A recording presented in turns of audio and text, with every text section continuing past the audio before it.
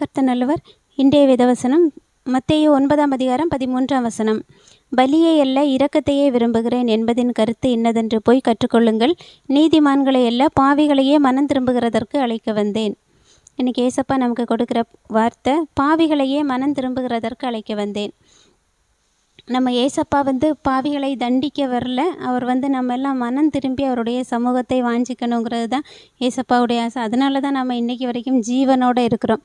இல்லைன்னா இதுவரைக்கும் நடந்த கொள்ளை நோய்கள்லையும் சரி, இயற்கை சீற்றங்கள்லையும் சரி, நம்ம என்றைக்கோ போய் சேர்ந்துருப்போம். நம்மளுடைய பாவத்தினால நம்ம உழன்று அந்த பாவத்திலே இருந்தா.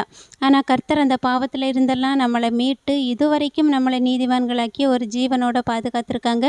ஆனாலும் நமக்குள்ள நம்மளுடைய இருதயத்தின் ஆழத்தில் ஒரு சில விசுவாசம் இல்லாமல் செய்யக்கூடிய செயல்கள், பாவத்தின் காரணங்கள் எல்லாமே உள்ளே ஒளிஞ்சிட்ருக்கும். அதுவும் கூட அவருடைய சமூகத்தை நாம் தேடும்போது, அவருடைய வார்த்தையை வாஞ்சிக்கும் போது அதுவும் காணாமல் போய் இன்னும் பியூராக அவருடைய சமூகத்தில் முழு இருதயத்தோடு தேடக்கூடிய, அமர்ந்திருக்கக்கூடிய நல்ல ஒரு வாழ்க்கையை நமக்கு கர்த்தர் கொடுக்கறதற்காக தான் ஏசப்பாவே இந்த உலகத்துக்கு கொடுக்கப்பட்டாங்க.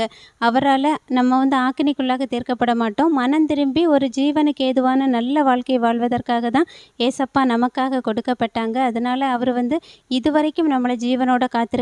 இன்றைக்கும் நம்ம இன்றைக்கி கேட்ட ஒவ்வொரு வார்த்தையின்படியும் இருதயத்தில் இருக்கக்கூடிய சின்ன சின்ன கவலைகள், சின்ன சின்ன காயங்கள், சின்ன சின்ன என்ன தேவனுக்கு பிரியமில்லாத காரியங்கள் எல்லாவற்றையும் நாம் அவருடைய வார்த்தையினாலே மாற்றி அவருக்கு பிரியமாய் வாழ்வோம்.